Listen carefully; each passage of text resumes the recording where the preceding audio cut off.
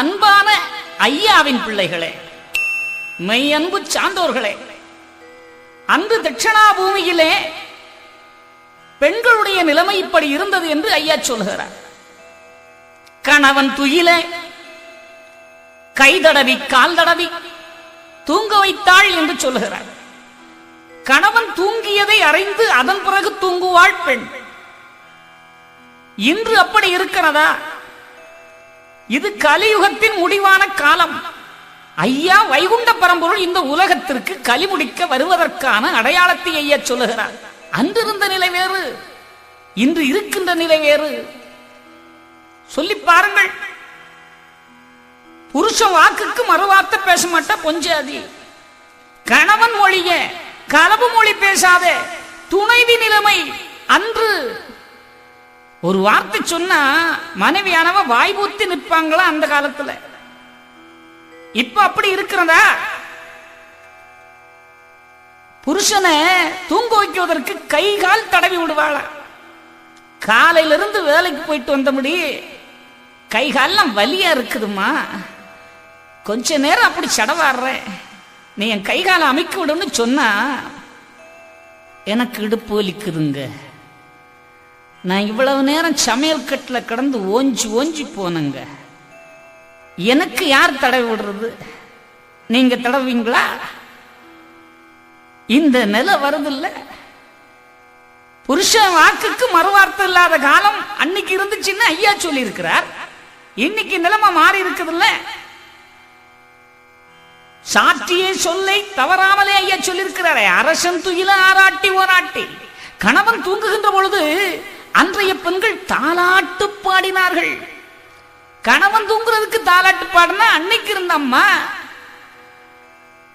இன்னைக்கு இருக்கிற அம்மா குழந்தைங்க தூங்குறதுக்கே தாலாட்டு பாட மாட்டேங்கிறாள. தாலாட்டு பாடுறாங்களா இல்ல தெரியாதா? தெரியல. சில வீட்டுல குழந்தைங்களுக்கு தாலாட்டு பாடுறேன்னா அவ தாலாட்டு போடுறா. என்ன அப்படி பாக்குறீங்க? தாலாட்டு போடுறாங்கன்னு உங்களுக்கு சந்தேகமா இருக்குதா? டேப் ரெக்கார்டர்ல தான் ஒலி நாடாவில் பாட்டை பதிச்சு வச்சு போடுறாங்க. அது கேக்குது, கேட்டுக்கிட்டு தூங்குது. என்ன பாட்டு? கண்ணை துறக்கணும் சாமி, கைய பிடிக்கணும் சாமி. இது எந்த சாமி? எந்த சாமிக்கு இவ பாட்டு போடுறா? இந்த சாமி பாட்டு கேட்டவன் ஆசாமி ஆயிடுறான்ல. குழந்தைங்க வளர்ச்சியை நல்லா வளர்க்கணும்னு சொன்னா அந்த நிலைமை இன்னைக்கு இருக்கணும் இல்ல? இல்லையே. குழந்தைக்கே தாலாட்டா காணும். இப்போ அது ஒருபடி மேல போயிடுச்சு. தாலாட்டு போடுறதும் இல்ல, தாலாட்டு காட்டுறாங்க. என்ன அப்படி கேக்குறீங்க? பெத்த தாய் தன்னுடைய சேலையில் தொட்டிலை கட்டி குழந்தையை தூங்க வைக்க வேண்டும். அந்த சேலையில கட்டுகின்ற பொழுது அதுல ஒரு அற்புதம் இருக்கிறது. தாயினுடைய ஸ்பரிச உணர்வுகள், அவளுடைய உடல் தேக வாடை அந்த சேலையில் இருக்கிறது. அதில் தூங்குகின்ற பொழுது அந்த குழந்தையானது நம் தாயின் மடியில் தூங்குகின்றோம் என்ற உணர்வோடு தூங்கும். ஆனால் இன்னைக்கு சேலையே 16 முழம் போச்சு, 14 போச்சு, இன்னைக்கு எத்தனைன்னு தெரியல, அந்த அளவுக்கு ஆகி போச்சு. இந்த சேலையில கட்ட முடியல, எல்லாம் டப்பா தொட்டில ஆகி போச்சு. டப்பா தொட்டில போட்டு டிவி ஆன் பண்ணி விட்டு தொலைக்காட்சி பெட்டி முன்னால கொண்டு உட்கார வச்சிடற குழந்தைய. அவன் சின்ன வயசுலயே கலர் பார்க்கறான். பச்சை சிகப்பு வெள்ளைன்னு டிவில மாறி மாறி கலர் வருது. இவன் அந்த வண்ண நிறங்களை உற்று பார்த்து கொண்டிருக்கிறான். தூங்குவதற்கு இல்லை, அன்று உற்று பார்க்கிறவன் தான் அவன் இந்த உலகத்தில் வாழுகின்ற காலம் வரைக்கும் கலரையே பார்த்துக்கிட்டு இருக்கிறான். இந்த நிலை மாறி போச்சு இன்னைக்கு. ஆனால் ஐயா எவ்வளவு உயர்வான இடத்தில் பெண்களை வைத்திருந்தார். தாலாட்டு யாருக்கு? கணவனுக்கு. கணவன் துயில்கின்ற பொழுது தாலாட்டினாளாம். கரமானது தடவி கை தடவி கால் தடவி நின்றிடுவாள். கணவனை தூங்குகின்ற பொழுது இதையெல்லாம் பணிவிடையாக செய்தாள். துயின்றதறிந்து துஞ்சுவாள் மங்கையரும். இதையும் வந்து சொல்லுகிறார். கணவன் தூங்கிய பின் அந்த அம்மா தூங்குற, அதன் பிறகு அவன் எழும்புவதற்கு முன்பாகவே எழுந்து விடுவாளாம் அன்று. ஆனால் இன்று ஐயா அன்னைக்கு சொன்னது இன்று நடக்குது. உந்தன் பாலம் கூலைக்க உலகில் பெண்ணை வகுத்து விட்டேன்,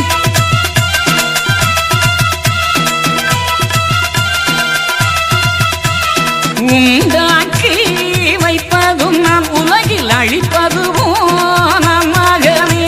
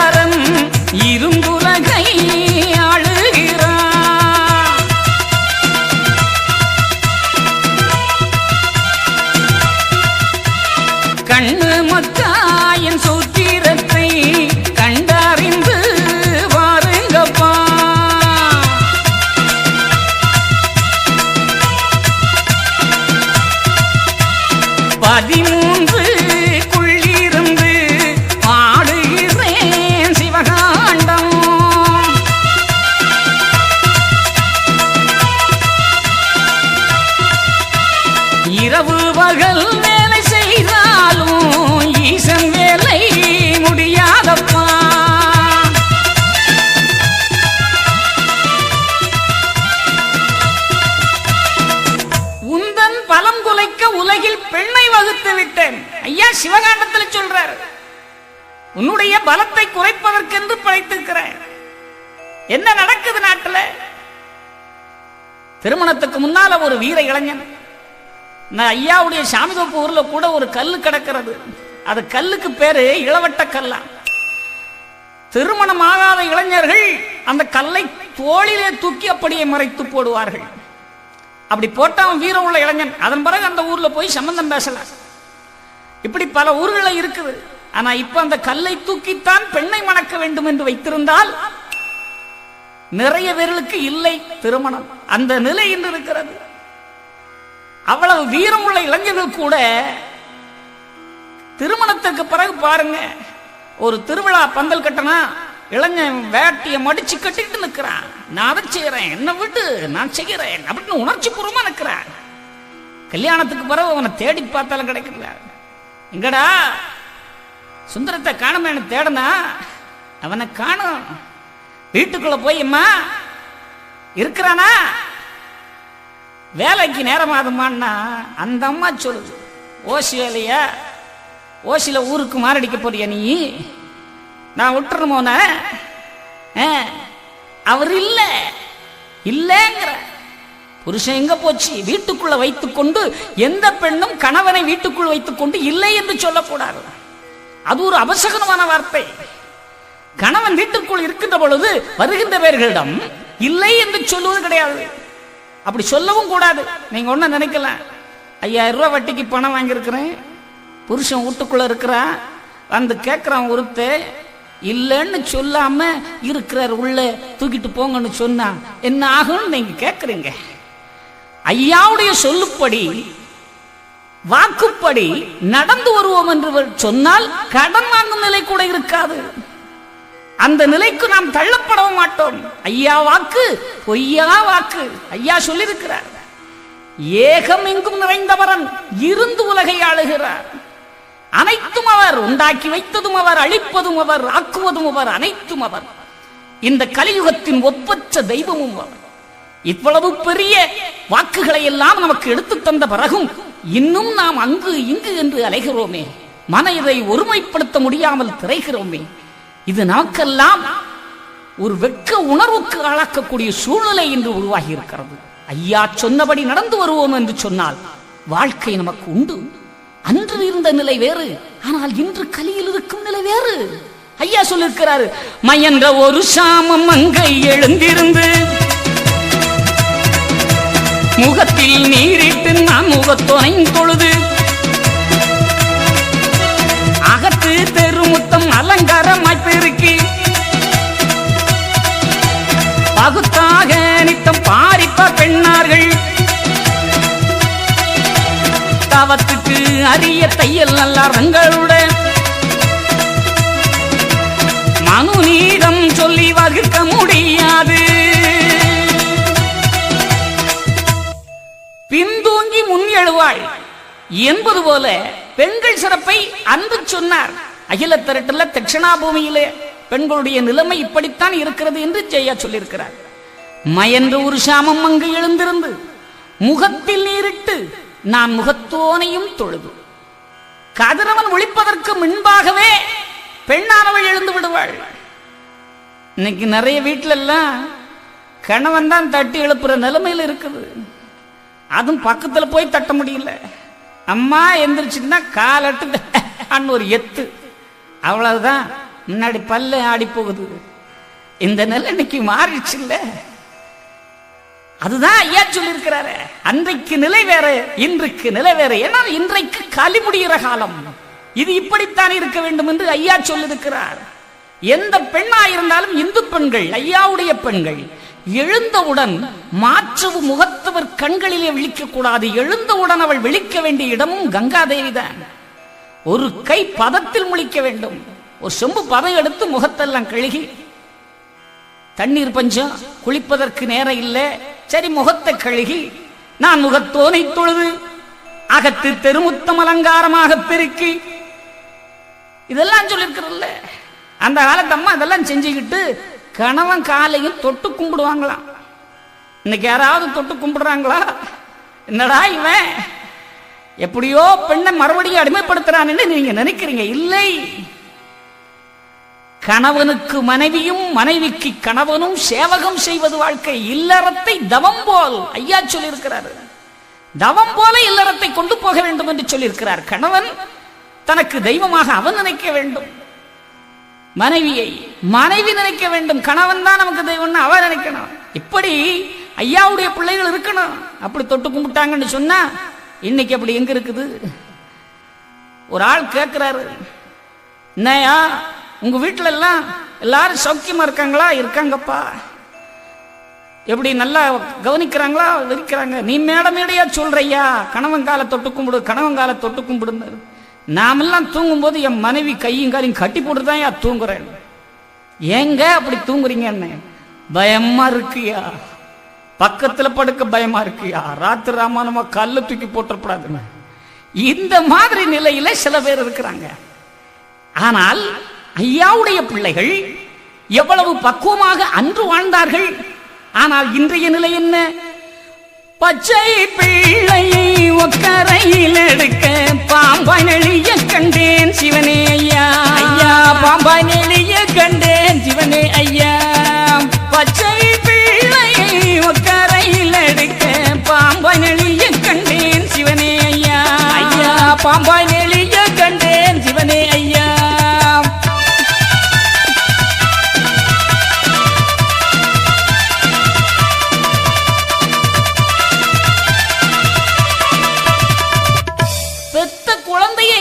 அம்மா ஒக்கரையில் எடுக்கிறதுக்கு தயங்குறார். எடுத்தாலும் குழந்தை குழந்தையா இல்ல, பாம்பாய் நெளியுதான். களிமுத்தின காலத்தில் இது நடக்குது. பிள்ளைய தூக்கிக்கிட்டு ஒரு விருந்து உபச்சாரம் வீட்டுகளுக்கு இன்னைக்கு அம்மா மாதிரி போறது இல்ல, குழந்தை எடுக்கிறது இல்ல, எடுத்தாலும் இடுப்புல வைக்கிறது இல்ல. கேட்டா குழந்தைய தூக்க கூடாதா? குழந்தையாது எப்ப பார்த்தாலும் நை நைன்னு நிக்குது. சனியே எங்கடி குழந்தை? அதான் அரை கிளாஸ்ல விட்டுட்டு வந்துட்டேன். எடுக்க மாட்டா. வெளிநாட்டுல எல்லாம் குழந்தைய கொண்டு ஒரு தள்ளு வண்டியில வச்சு உட்கார வச்சுட்டு அங்கிருந்து ஒரு கொக்கிய போட்டு இடுப்புல எடுத்து வச்சுக்கிறது. இந்த அம்மா முன்னாடி போகும், தள்ளு வண்டி பின்னால வர, குழந்தை ஆன்னு சொல்லும், வாயில ஒரு புட்டி பாறை தூக்கி வச்சிருக்கிறது. அது வாயில வச்சுக்கிட்டே போகுது. எங்க போகுது பாருங்க. சில வீடுகள் எல்லாம் அம்மா பட்டுக்கிட்டும் கட்டி சைடுல ஒரு கைப்பையும் போட்டு போறாங்க. அவர் தான் தூக்கி வச்சுட்டு போறாரு. குழந்தை எடுக்கிறதுக்கு இன்னைக்கு மனம் இல்லாத நிலை. இது களி முற்றிய நிலை. ஐயா வரவுக்கு இது ஒரு முன்னுதாரணம். ஐயா சொன்னது சொல்றாங்களே, எந்த குழந்தையும் நல்ல குழந்தைதான் மண்ணில் பிறக்கையில, அது நல்லவராவதும் தீயவராவதும் அன்னை வளர்ப்பதில்லைன்னு ஒரு பாட்டு வரும். பிள்ளைங்கள்லாம் நல்லவங்க தான், அதை அம்மா வளர்க்கறதுல தான் நல்லதா கெட்டதாங்கிறத முடிவு பண்றது. அம்மாவுடைய சொல்படி அவன் நல்லதை போதித்து வளர்த்தால் நல்லதாக இருக்க வேண்டும். இன்று உங்களிடம் இந்த ஒலிநாடா மூலம் அடியேன் சொல்லுவது என்ன? களி முடிகிற காலம். நம்மப்பன் வைகுண்ட பரம்பொருள் சொன்னதுதான் இந்த உலகத்தில் நடக்கிறது. நீங்கள் என்ன செய்ய வேண்டும்? ஒரு நாளைக்கு ஒரு தடவையாவது ஐயா சிவசிவா சிவசிவா அரகரா அரகரா என்ற அற்புதமான மந்திரத்தை அந்த குழந்தைகளின் நாவிலே செலுத்துங்கள். அவைகள் அதை உணர்த்த வேண்டும், உணர வேண்டும், மற்றவர்களுக்கு அவைகள் உணர்த்த வேண்டும். அந்த நாம மகிமை இந்த உலகமெல்லாம் பரவ வேண்டும். அப்படி பரவினால் கலிமுடிகிற காலத்திலே, தர்ம யுகத்திலே நமக்கு வாழ்வு உண்டு. அதைத்தான் ஐயா சொல்லுகிறார். ஐயாவுடைய வாக்கு, என் நண்பர்களே, என் அன்பு ஐயாவுடைய சான்றோர்குல கண்மணிகளே, அது பொய்யாத வாக்கு. இந்த உலகம் வித்தியாசமான உலகமாக மாறிக்கொண்டு போகிறது. இது ஐயா சொன்ன வாக்கு. நீசே குலங்களெல்லாம் நெழுநளன பூமியிலே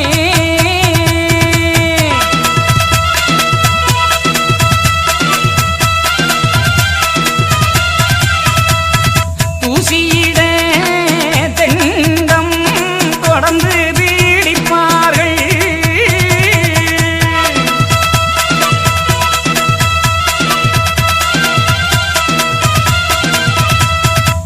தானமானோ இல்லையப்பா சாதி வரம்பு அழியுதடா.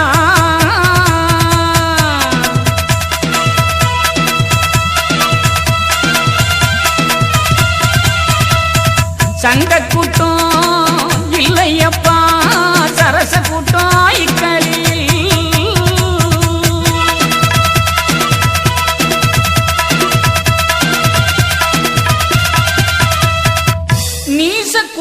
எல்லாம் நெழுநெழுந்த பூமியில கெட்ட புத்தி உடையவர்கள் உலகமெல்லாம் கொடிப்படை போல் படர்ந்து இருப்பார்கள்.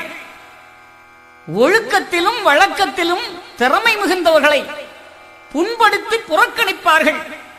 இது ஐயா சொன்னது.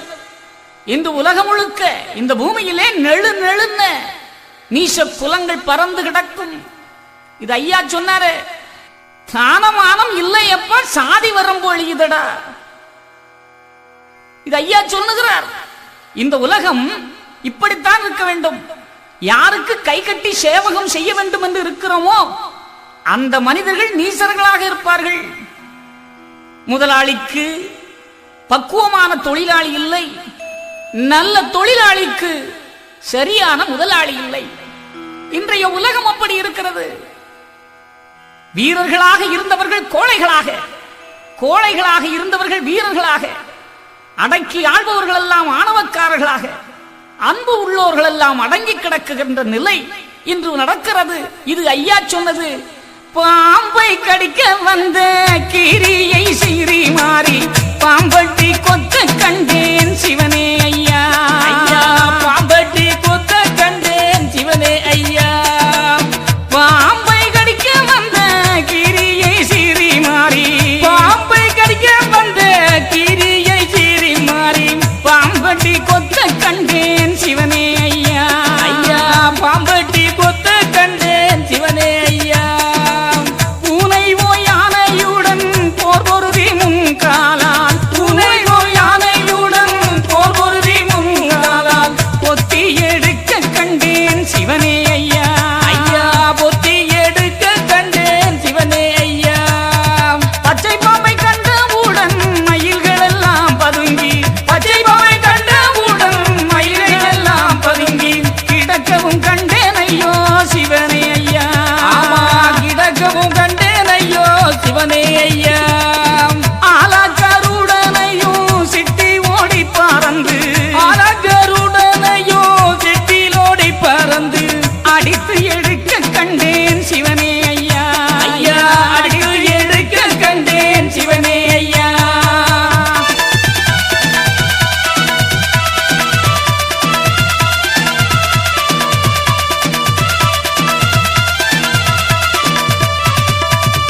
கீழ்புத்தி உள்ளவர்கள் எல்லாம் மேலாவார், நல்லவர்கள் எல்லாம் கீழாவார். இது ஐயா தந்தது. பாம்பை கடிக்க வந்த கீரியை சீறி மாறி பாம்பு எட்டி கொத்த கண்டேன். இன்று கலியிலே நடப்பதுதானே, உங்கள் ஒவ்வொருவருக்கும் தெரிந்ததுதானே. இந்த நிலை எப்படித்தானே இருக்கிறது. பூனை போய் யானையுடன் போர் பொருதி முன்காலால் பொத்தி எடுக்க கண்டேன் சிவனே ஐயா. நடக்கக்கூடிய காரியம் அது. ஒரு பூனை போய் யானை கிட்ட சண்டை போட்டு அது தன் காலால பொத்தி எடுக்குமா? ஆனா இன்னைக்கு நிலை எப்படி இருக்கிறது இல்ல. குணத்தை பாருங்க.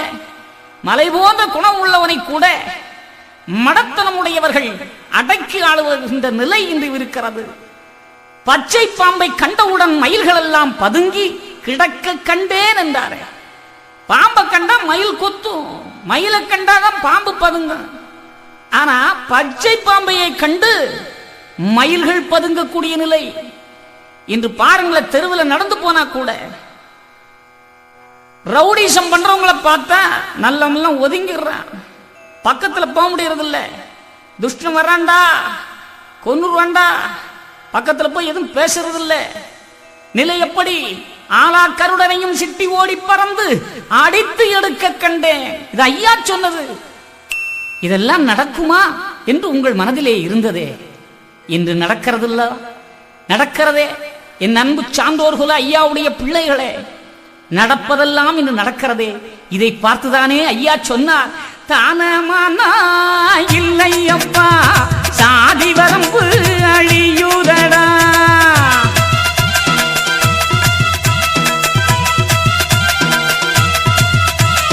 தானம் அழியுதப்பா, சாத்திரங்கள் அழியுதப்பா.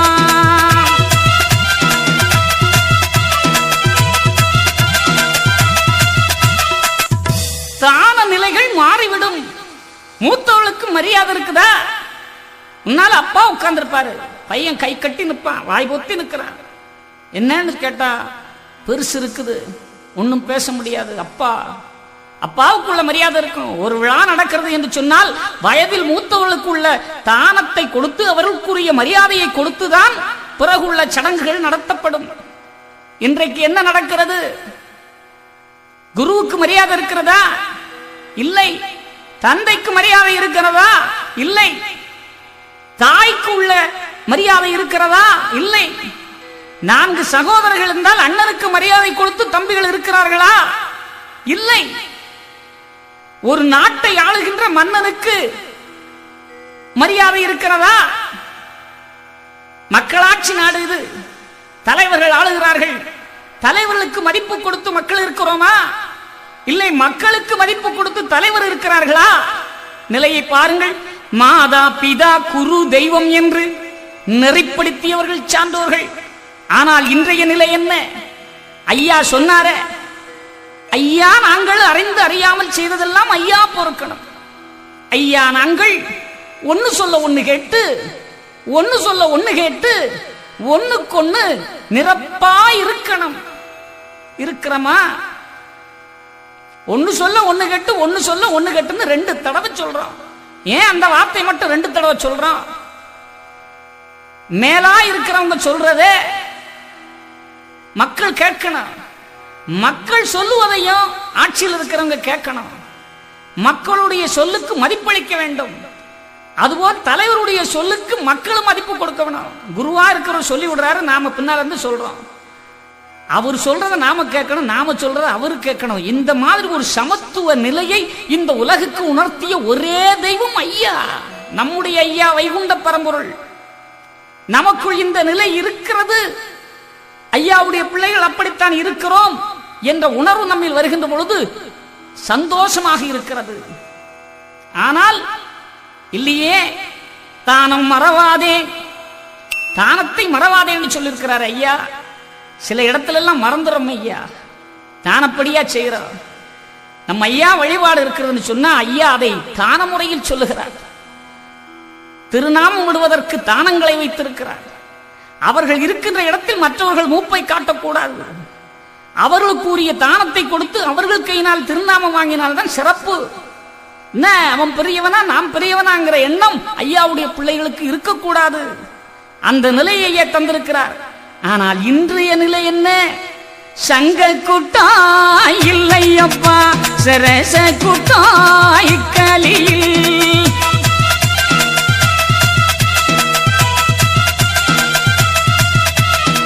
ஒரு கூட்டம் இருக்கிறது என்று சொன்னால் அது சரச கூட்டமாகத்தான் இந்த கலியுகத்திலே முத்தி இருக்கிறது. சங்க கூட்டமாக இருக்கிறதா? நாட்டுக்கு நல்லதை செய்ய வேண்டும், ஊருக்கு நல்லதை செய்ய வேண்டும், வீட்டுக்கு நல்லதை செய்ய வேண்டும் என்று யாரேனும் நினைத்து ஒரு கூட்டத்தை கூடுகிறார்களா? இன்றைய காலத்தில் 4 பேர் ஒன்ன சேர்ந்தா அதை எப்படி இடிக்கலாம், இவனை எப்படி கவுக்கலாம், அவனை எப்படி க்ளோஸ் பண்ணலாம்? இந்த நிலைதானே இன்றைய நிலையில் வருகிறது. சரி, அதுதான் விட்டுடுங்க. நல்லதை பேசுகின்ற கூட்டம் இன்று இல்லை. சரச கூட்டம் கலியுகத்தில் தான் நடக்கிறது. முன்னாலெல்லாம் கோயில் விழாக்கள் என்று சொன்னால் அங்கே அற்புதமான கோலாட்டம், கும்மியாட்டம், மயிலாட்டம், மானாட்டம், இப்படி பல அரிய பெரிய கலைகள் இருந்து இந்த மக்களை மகிழ்விக்கும். ஆனா இன்னைக்கு என்ன? இப்பெல்லாம் எல்லா கோயில்ல தான் நடக்குது டிஸ்கோஸ் டான்ஸ். அது என்ன டிஸ்கோவோ நமக்கு தெரியல. ஆமா, பிரேக் டான்ஸா, பிரேக்கே இல்லாம ஆடுறான், அதுக்கு பிரேக் டான்ஸ். பார்த்தா அந்த காக்கா வலிப்புக்காரன் கைய விட்டுற மாதிரி இருக்குது. என்னப்பா பண்றாங்கன்னா அதான் பிரேக் டான்ஸ். உனக்கு என்னையா தெரியும், நீ பண்டார பையங்கிறான். பாதி மண்டையில முடிய காணும்யா, பாதியை சேவ் பண்ணி எடுத்துக்கிறான். என்ன பிறப்பிலே இந்த பயலுக்கு முடியலையான்னா இல்லையா, இனி இருக்கிற முடியெல்லாம் வெள்ளையாக்கிறான். அவன் ஒரு நரமுடி வந்தா கூட அதை புடுங்கி எடுத்து போட்டு வயசாயிச்சோன்னு நினைக்கிறான். ஆனா அன்னைக்கு வாலிப பயலுக வெள்ளை அடிச்சுட்டு திரிகிறான். என்னன்னா ஃபேஷன், இதுதான் நாகரீகம். சரி, அதை விடுங்க. கோயில்களில் கூட்டம் இருந்து அந்த கூட்டத்தை கூட்ட வேண்டும் என்பதற்காகவே என்னவெல்லாம் நடக்கிறது? என்ன நடக்கிறது? இல்லையே, சங்க கூட்டம். இல்லை, சரச கூட்டம். வாய்க்கிறதெல்லாம் அறையும் குறையும் ஆடையை கட்டிக்கிட்டு அங்கே ஆட்டம் நடக்கிறது. மனசுக்கு கஷ்டமா இருக்கிறது. ஐயா, இது என்ன இந்த இழிநிலை? எதற்காக இப்படி இருக்கிறது என்று நாம் கேட்கின்ற நிலையில் இருக்கிறோம்.